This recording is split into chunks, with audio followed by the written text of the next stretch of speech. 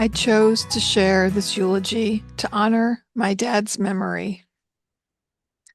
But how do you share the impact your father's 82-year life had on you, his family, and friends in just a few words? Well, by sharing a handful of memories that demonstrate the type of man he was. And if you know me, this is more than a few words. My dad taught me about hard work and the importance of education. He himself learned these traits from his father, who had only a fourth grade education and wanted more for his son. When my dad was a young boy, frustrated with school, my grandfather brought him to work site for the day to help build houses. This hard labor experience taught my dad to appreciate the importance of school. After my dad graduated from high school, he started working as a draftsman. It was his boss who encouraged him to go to college for engineering.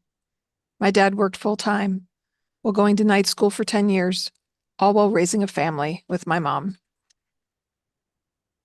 He, like his father, wanted better for his 3 children, and he supported us as we went through college. My dad had a way of making people feel special through both his words and his actions. When I was in elementary school, he would pick me up and take me for ice cream and say, "Shh, don't tell your mom." I recently learned that he did the same thing with my siblings, Michelle and Darren. My dad learned carpentry from his father, and his love language was making gifts out of wood. From the trundle bed and dresser he made for Darren when he was little, the beautiful crib he made for his first grandchild, Harrison, and the bunk beds he made for his granddaughter, Abby. Then there are the giant doll houses he made for granddaughters Abby and Eva. He fashioned them after the Lake Murray house that he also helped design. My mom put together a photo album of many of his handmade pieces, mostly furniture and some toys. He proudly shared this book with anyone who would take the time to look through it, including many of the people he met at several stays in the hospital, rehab facilities, and at his final home at Terabella. His love of woodworking and spending lots of time in his giant workshop in the basement of the Lake Murray house ultimately would save his family and his dream home. My dad was a protector, always taking care of his family. It was 2014, the last summer family gathering at the lake. We were all in the living room watching Star Wars, except Dad, who was in the workshop in the basement. A big storm came through, and there was the loudest crack of lightning any of us had ever heard. We realized it was close. We got up to investigate, remembering Grandpa was down in the basement.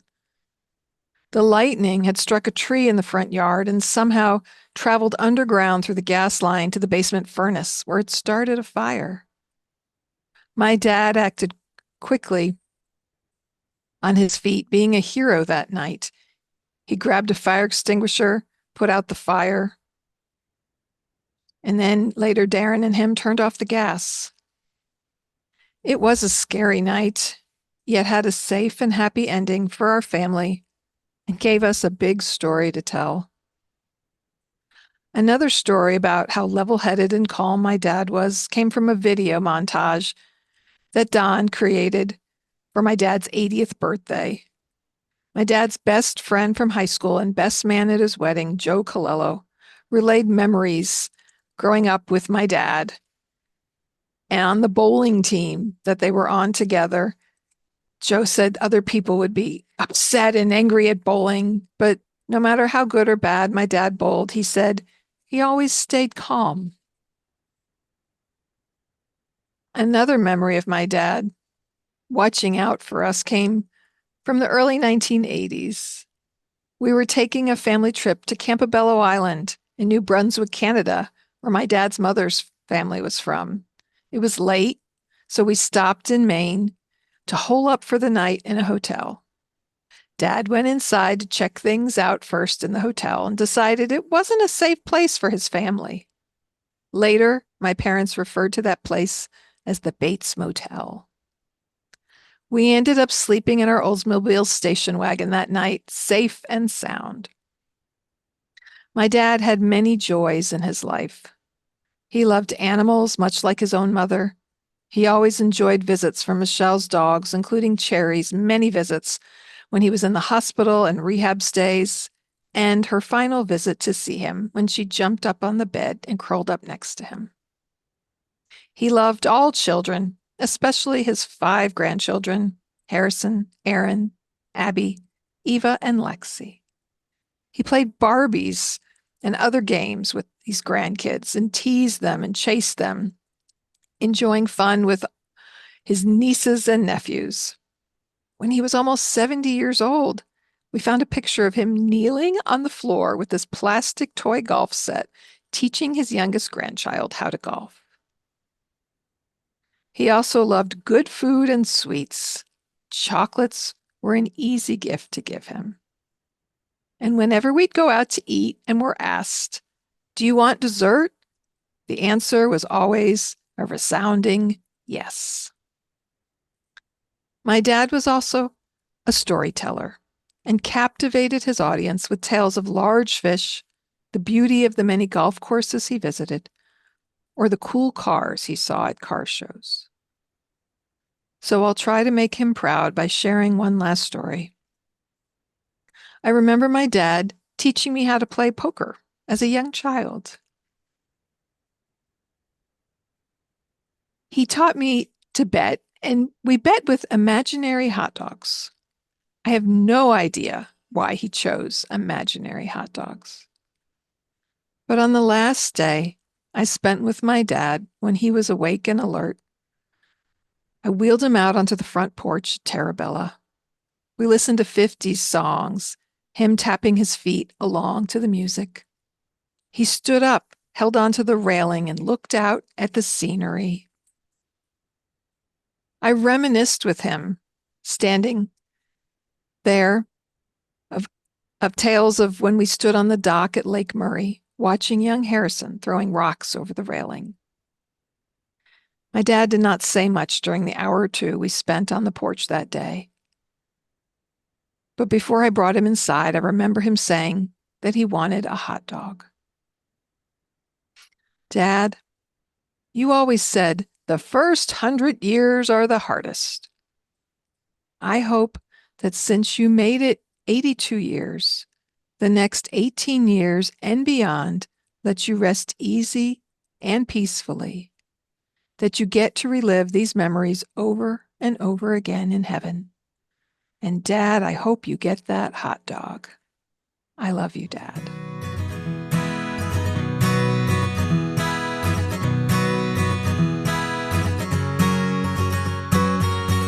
So, why hire me to be a consultant for you? What is this all about? I do ask the OT, I answer some general questions for you, to give you information and support. And I can do even more for you on a one-on-one basis, knowing your personal situation, because every situation is different. All people are different. I've met so many different people over the years, so many different personalities, and so many different types of dementia, from early cognitive impairment or mild cognitive impairment that's maybe not diagnosed, to people with Alzheimer's, Parkinson's, dementia, Lewy body, all these other things that can affect someone and affect their ability to function. So what can I do that other people can't? So you can go online, find organizations that can help you find a place, like Place for Mom and other places that'll research what's available in your area.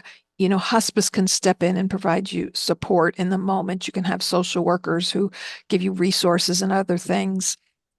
And so what I can do, though, is in addition to that, I can help you find those resources to connect with those other sources, but also just walking you through the journey, whether you just want support for yourself because you're struggling and just feeling uneasy about decisions you have to make, whether you want more specific help. Like, I'm not sure. People, I've had friends, I'm not sure what my parents going on. These are their symptoms, and just helping to understand, helping to connect.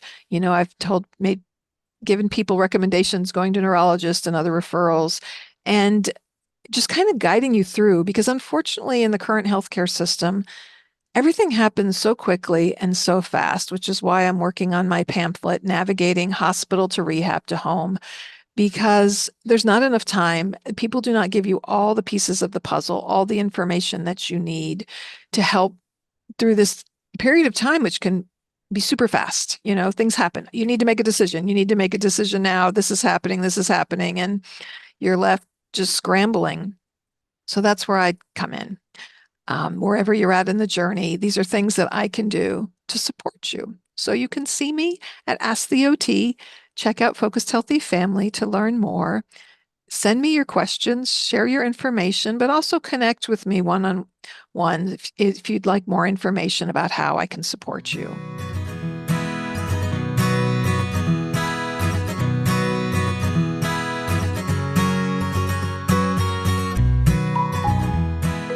Hello, this is Don, And this is Gina with Focused Healthy Family. and this is podcast number 138. And today we're really just taking some time to reflect Talking and about life and death in the memory of my father as I'm celebrating my 55th birthday, the day that we record this, and also the day after we had a service to say goodbye to my father. it was a wonderful tribute, I believe, to your dad. And I thought, I went up there with you to support you because I you told weren't sure if you were going to make it to. I told Don, yeah, I was like, I want to read this eulogy. I didn't know how emotional I was get. My emotions tend to come out of nowhere and I never know when they're coming. So I said, will you come stand by my side? I said, don't just take over, but if I look at you and I just can't talk, please step in and help me read this.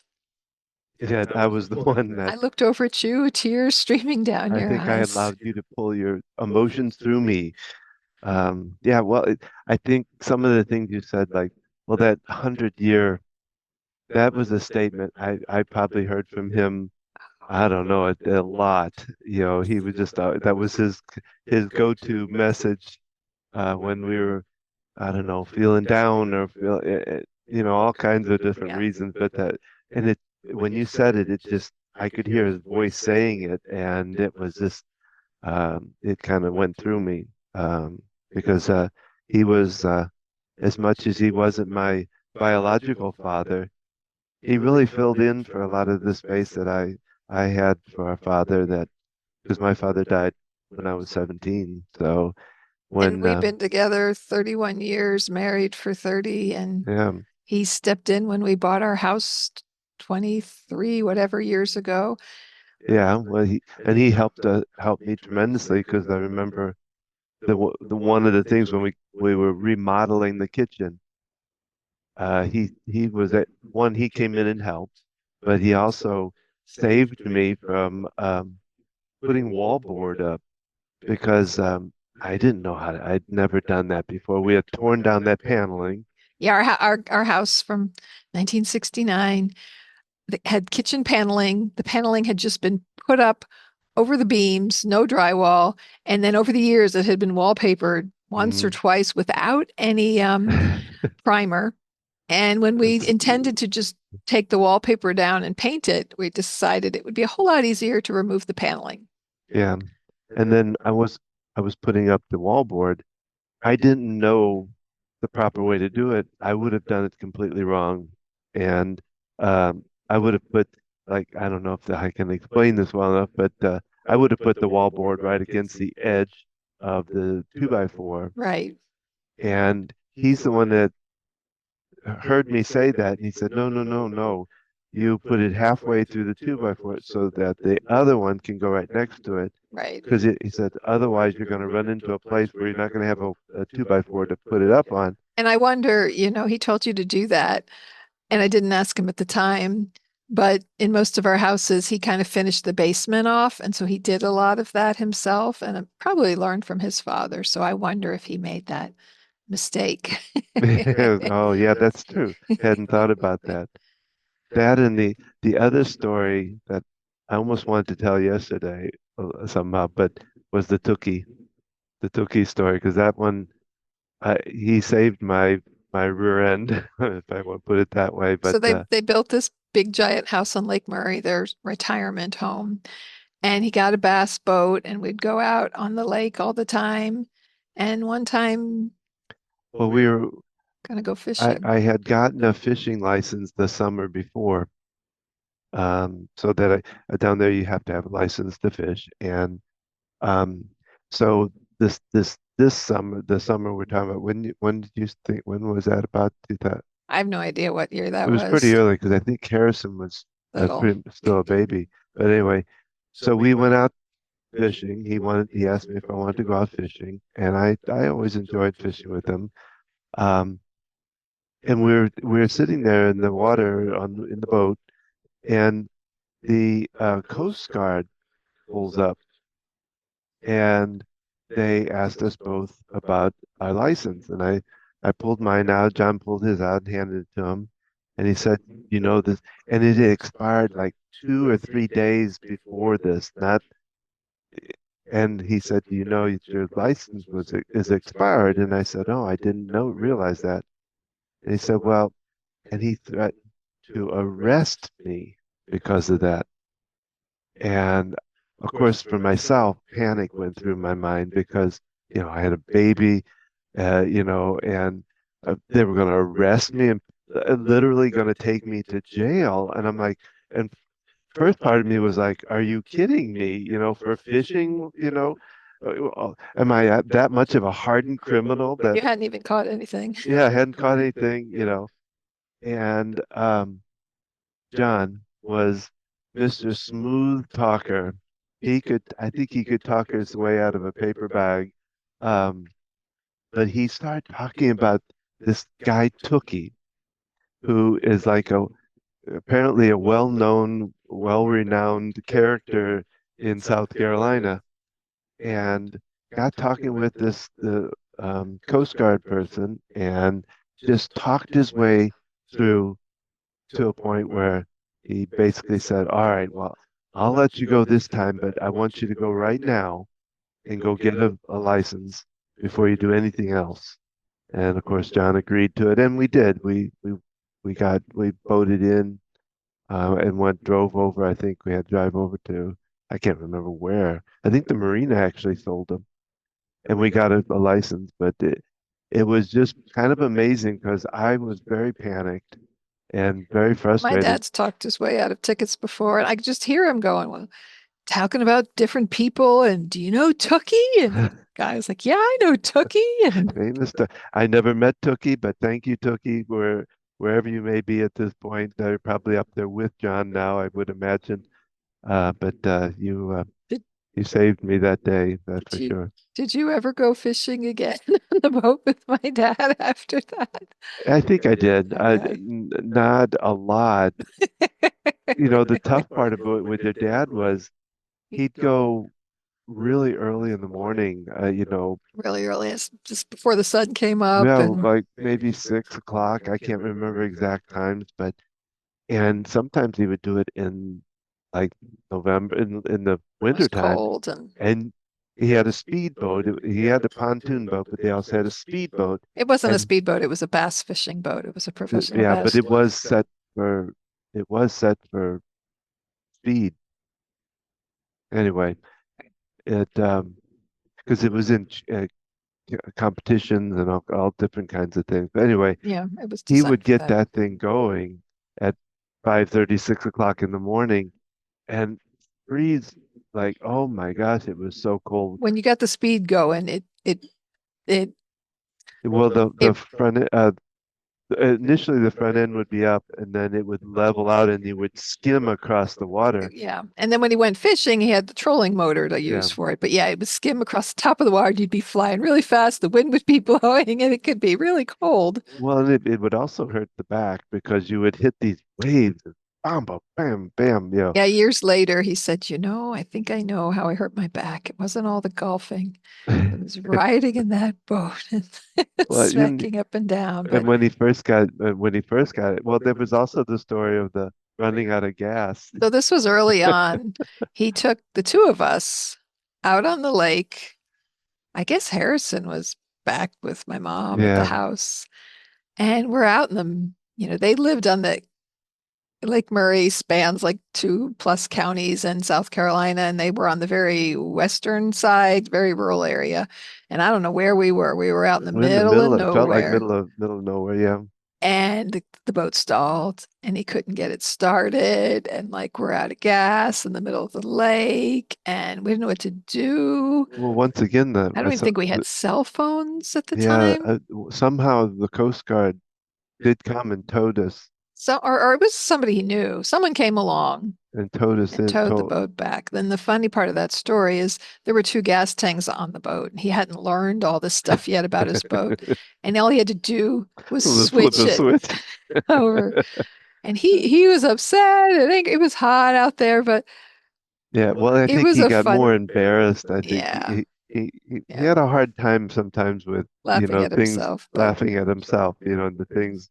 But yeah, we sure laughed about it later. And it was a fun little story because that was yeah. shortly after they moved in, and he was still getting used to. He knew more about his boat after that adventure. We had Well, and he used to take us. Remember, we'd go out and look at was it wrens or the now purple martins. So it's purple martins? certain Yeah. time of the year the purple martins are like migrating or nesting or something, and it's like late summer and they just flock. He loved purple martins. He built this purple martin house. It was huge, and Yeah, it he was had to take a crane to get it up. he raised it up over the lake. Because I recently asked my mom, did purple martins ever nest in that um house? Because I know other birds did, and I'm not sure if they ever did, but he had it. He had like the duck house that was close to the water. He had lots of bird houses because he loved birding, and he Well, hated the squirrels who got into the bird feeders. but I mean, the kind of just such a. We used to go out to where they nest, where they would, and it was such a wonderful sight. They would swirl, remember, and then land into the trees, and it was just a sight to see. And we would go out there every year. I tried when we were down when they were living down there to go see that sight. Yeah, that and going out sunset Hmm. cruise on the boat, the sunset. Usually this was all on the pontoon boat. When a Yeah. bunch of us went, the fishing boat had only so many seats, and the pontoon boat was a little smoother and had a covered area and little places to put our drinks and safer holding on to our young children who were usually on the boat with us. I got thinking today as we decided to do this podcast just about life and death. Um, Honoring people's lives, thinking about the last week of my dad's life. Um, and my sister came down um, for his final day, and my brother flew in, Pennsylvania to Carolina, and we spent most of the afternoon and evening. I had been there from late morning after I worked that morning at a facility just to help them do an evaluation and just spending that time together. My dad loved when we all got together. In fact, his last months living there at Terabella, we came to visit him more. And when he saw, like, especially his son and daughter from out of town, he'd be like, "Oh, we're having a family gathering. We're getting together." And he'd ask about everybody because he loved when we all got together and those family gatherings. He's a people person, and it meant so much. And so I want to invite you as you're thinking about your family. We're approaching holidays, and if you're caring for an aging loved one, we don't always get along with our siblings, the other people in our life. It's easy to be resentful if you're the one taking the burden and doing the primary care for someone and want other people's help. And there's either contentious relationships or distance, emotional or physical distance. Sometimes you're dealing with a contentious relationship with the person you're caring for, and they're resistant to your recommendations, and they're falling and getting injured, and they still won't listen, and they still want to live home alone, or they still want to drive their car, and they're stubborn, and they're um, just remembering that the relationships are really what matters the most, no matter Mhm. what's going on. If they're that stubborn and they're going to do what they're going to do, you know, we can only protect them so much. We Mhm. can minimize fall risk and hazards, but if it is their stubborn wish to stay in their house, do what we can to support that, make peace with it. Yeah. Because you don't want your last memories. I mean, do you? I guess is the question. What do you want your last memories to be? And, maybe they fall and it leads to their death, and yet they were able to stay in their home. Yeah. So they didn't have an extra year or months or whatever, honoring what's important, quality of life. Um, And what wisdom and lessons can you learn from it? Your dad. As we were talking about this, I was going to ask you, and this is kind of maybe putting you on the spot, but what kind of lessons have you gained from your dad? what lessons have I gained from my dad? I was trying to direct on to look at the camera into the computer. Oh, yeah, well, we both have that Still uh, polishing our skills, all these opportunities to do podcast speaking engagements we've done. I was nervous about going up in front of the church, standing up there on the altar to give this eulogy, because I have a history of having anxiousness, real anxiety standing in front of a group of people. And yet, all this practice, I had such a calm. I know it helped that the pulpit was there and it was kind of something in to hold, front kind of of me, and didn't have to worry about the way my dress looked or anything. Um, and something to even rest on. But my dad was a speaker. Here's another great story. So we moved my dad in, and he was struggling and anxious and restless, and go to visit him, and it was usually a little tough. And one day I went to visit him, and he's in the dining room, and they told me he's been giving us information, financial advice all day, and telling us he called us all into his room to discuss some things. And we're getting in the dining room for whatever meal it was. And I finally figured out he was giving a presentation. He became a financial planner, kind of mid-career change. And this was the 80s. He would do seminars. I helped him when I was in college put the mailings out. He would send out information to people. They would come to speak. He would hold it somewhere where they had served a meal, and he would get clients that way.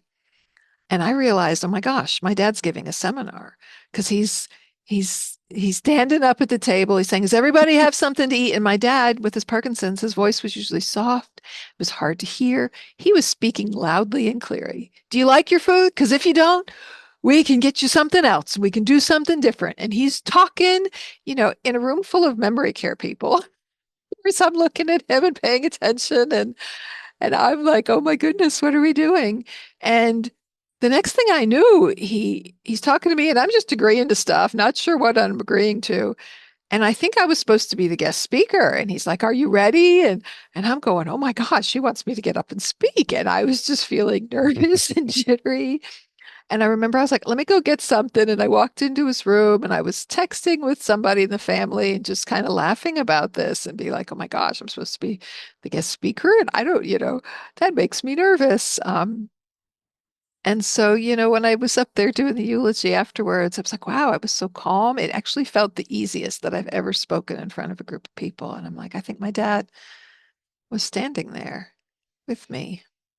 well, like you said in your eulogy, that he did have an ability to be calm and patient. Um, He I had a think, bit of a temper too, but he well, also, yeah, that was kind of, well, I don't know if it would be kind of bipolarish, but that would not be yeah, well, dual. but you, yeah, Edit that out, Don. he could have, There's no such thing as bipolar-ish. uh, but he did have times when he would get mad, Yeah, have he had a a little bit little of a tense temper. temper and But could be moody, but I think especially towards overall, he was the calm years and of the lake and all that, he was he was calm. Um, and I think that was, something that I admired out of him. He, patient about doing things.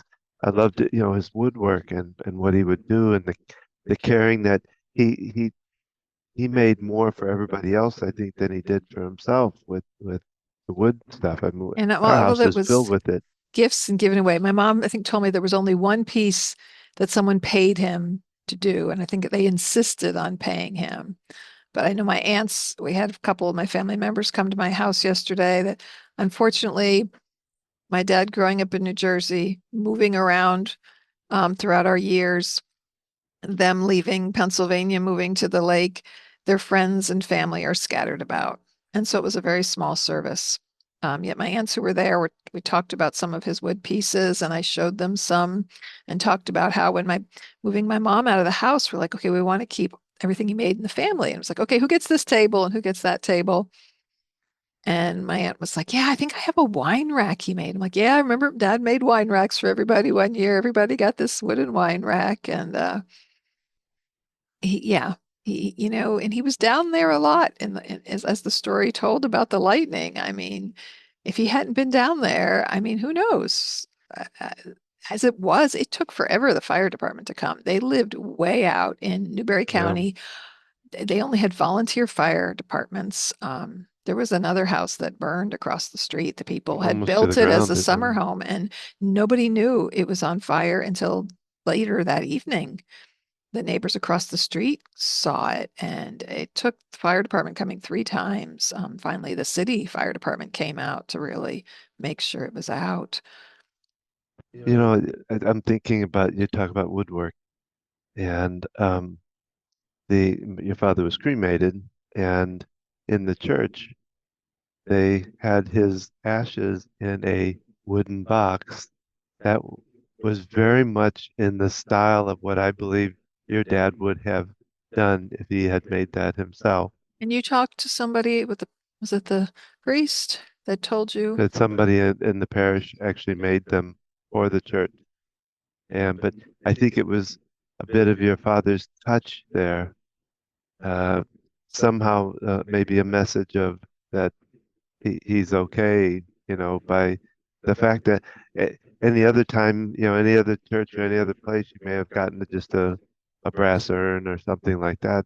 And it was kind of interesting. I thought that was kind of neat that it was a box that looked very much like even I noticed on, and this is kind of a little picky, a little detail, but on the back was this gold hinge, a long hinge. Well, if you notice on our gate out there, the same kind of hinge, that gold, exact same thing that I got from your dad, his workbench. Oh, wow. So just those little similarities that your dad's touch was there. Felt his presence there for Yes, sure. yeah. Is the first time, I guess, that I went to a funeral where someone was cremated. And we were talking yesterday, Don, and it felt so much lighter. Hmm. Something about walking the casket up with the body. We if we believe in life after death in any form, or even if we don't, that the person's no longer there, right?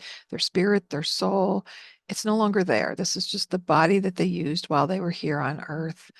And there's always a heaviness about it. And it felt lighter. I mean, my dad had suffered for years. And in the past couple, especially, the past year or more, he would ask, "Why am I still here?" He got to where Hmm. he couldn't play cards anymore, which was the most difficult thing. Maybe 3 years ago, he was teaching the kids to play blackjack, betting with poker chips. And then it got where we were playing cards and he wasn't always following the rules. And finally, I got out some Uno cards, knowing that would be simpler for him to follow between his vision and cognitive impairments. But he would mess up sometimes. And it's like playing with a young child. And we Sometimes I'd point it out and sometimes would just let him win. And then when he just didn't even have the interest or the ability to follow that, that was tough. Mm. As he had so many hobbies and yet so many of them were physical between golf, woodworking, fishing, all these things that Parkinson's and his, Liked his cars. Yeah. yeah, driving a sports car. Yeah. Um, Still wanting that up to probably 6 months ago, really still wanting that Corvette and all yeah, that, he brought it up. So, it was a freeing, the fact that we could all be there that day. Um, he slept the past 3 days before he passed, and it was tough being there in his final hours because the lungs literally are filling up with fluid, and they told me it was a rattle, and it's a loud noise, at least it was for him. And yet, the peace knowing he wasn't suffering anymore. He wasn't struggling to walk, to stand. And kudos to Trellis Hospice. I'm planning to interview someone from a hospice Um, company for a podcast before the end of the year. I'm hoping to do this, because a good hospice company can really provide good support. You know, we were worried, the hospice nurse had been there, but then we were like, is he suffering? And we called, she came out within 15 minutes, and talked to us some more, changed his medicine that he was getting. And, they provided good support to us in answering our questions. I remember the first time I just had so many questions for the hospice nurse because in my 30 plus years as an OT, I work on rehab with people. I've worked with people who were cancer and even dying, but once they make that decision to go to hospice, Medicare doesn't pay for therapy services anymore. And so I'm step out of the picture. And so I never had the experience of that piece. I never had that. I I've never been there when anyone passes. I've never walked into a room and someone had passed. Working in geriatrics, that's a strong possibility. Um, and so I had so many questions, and it was such a comfort to me to get answers from those questions. The chaplain came out one time. It was just me there sitting with my dad, and I told him stories about my dad, and he was just so comforting. I learned his wife was an occupational therapist, and we talked about the beauty of occupational therapy and how it really could be helpful in the hospice setting. These are things I feel determined to advocate for because occupational therapists, one area we work on is positioning. And someone who is no longer can move or get up, they can get bed sores. And positioning and turning and using different pillows and things to relieve pressure is so important. Otherwise, it causes more discomfort and pain. And there's just other areas like that we could support someone in the dying process, just like we support them coming into the world, into this life. I had a couple people recently talk about death doulas. They didn't know the name of it, and I knew the name of it. Um, we hire a birth doula to support us. Yes, we can have our partner be there to support us when we're giving birth, but they're emotionally got yeah. their own stuff going on, and this doula comes in and their knowledge of birth and trusting in the body and having that support, and hospice provides that, and that's what a death doula can do. And we were there holding my dad's hand, and And talking so kindly to him and so passionately to him. I was really they even though he wasn't communicating those last 3 days, he was sleeping. They would still talk to him, and they get down close to him and whisper, almost like whisper, talk into his ear. And well, and even things like they put those foot sponge, the like a foam around the foot. We don't think about that, but but especially with their dad, he was they're called stiffening up. heel protectors to Yeah, relieve pressure. that Yeah. that they tend to push down on their feet, you know, and they get sores. Little things like that that are very that make it kind of special. And like I said, the way they treated him and talked to him, and like you said, they when she rolled him over because they didn't want the bed sores, even Oh when he yeah, the was, nurse came to, and she insisted on bathing him the last 2 days. And I remember she asked the staff for help, and they're like, "Well, you just gave him a bath yesterday." And she's like, "Yeah, but he's sweaty, and I want to help clean him up." And she got staff members in there because I said I would help, but and they cleaned him up, changed his clothes, and then I was told she did the next same thing the next day. um, Yeah, we kept getting reminded that the hearing is the last thing to go with someone who's dying. And, working with people who've been comatose or you don't know how alert they are, I always feel it's important to talk to people, tell them mhm. what you're doing. I advocate for this. I advocate for my patients to tell staff this because sometimes, staff, they've got 10, 15 people in their hall and they've got to clean people and change them and get their food and bring them their water and do all these caring things. And they sometimes forget to just say, hey, this is what I'm doing. And it's easy to think, oh, this person's asleep or they don't understand. And one of my dad's last stay in rehab, which is at this new local facility, um,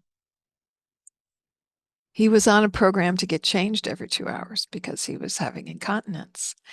And I didn't know they were coming in at night every 2 hours to check on him and change him. Well, this young, sweet nursing assistant had come in apparently in the middle of the night to change him and woke him up. And my dad would have these dreams that felt like real to him and often scary things happening. So she comes in the room and he threw a fit. I guess she tapped on his shoulder and she said, I woke him up to tell him what I'm doing. I'm like, well, that was good. And I later asked them, don't wake him up in the middle of the night if he's sleeping. But he threw a fit. Apparently he screamed, Oh, rape. didn't he even smack her? One of the That was at times, the oh, hospital. okay. That was at the hospital. I don't mean to tell tales on your dad on that one, but No, but there and was that. they Well, it was a response because that. because I came in later, I talked to them about it, and they weren't upset about it. And I said, yeah, I think he was startled. He didn't know what was going on. He was confused. Um, so I advocated for him and I talked to the staff. I said, I love that you're changing him and you're checking on him. But if he's sleeping, let's not wake him up to change him. It'll be okay for another couple hours.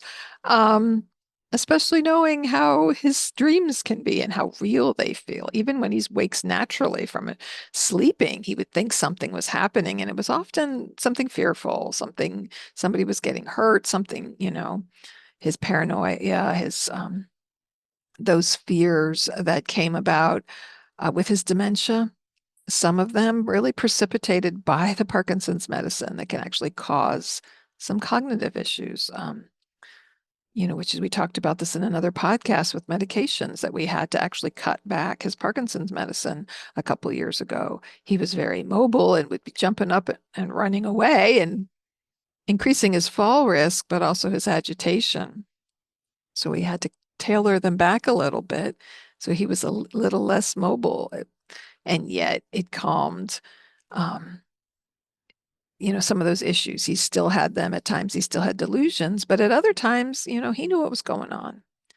He was alert and aware other times. And that's something that even with any type of dementia, people don't realize that just because someone has dementia, it doesn't mean they're completely gone. It doesn't mean they don't know what's going on. It doesn't mean they don't know who people are, even if they can't speak. My dad had some word finding deficits. You see this often with people who've had strokes as well. He knew what he wanted to say, but he would say the wrong words. And because I work in this area, and I know my dad, I could know what he was trying to say something, but it was coming out funny. And other times he could have a clear conversation. Um, when he was at a rehab facility in Charlotte not that long ago, I found out later that he worked with the speech therapist who also works at a place I work at in Charlotte. And she goes, I didn't know that was your dad. He was one of my favorite people. And I saw her Saturday when I worked and told her he had passed. And she's like, he was one of my favorite patients. And this is a woman older than me who's been a speech therapist for a long time. It's like we had great conversations. And he told her, about things, his woodworking, his family. And, she took the time and engaged with him because she was kind of assessing not only his swallowing ability, but his cognition and following directions and for his safety and things. And, those personal touches, the people that you know, gave my dad a hug, goofed around with him, teased him a little bit at Terabella and other places where he lived or he went to rehab, and just, remembering how important those relationships are, remembering to stop and make room for that, to think about what matters. We had family come to the house and you helped me clean up because I worked the weekend.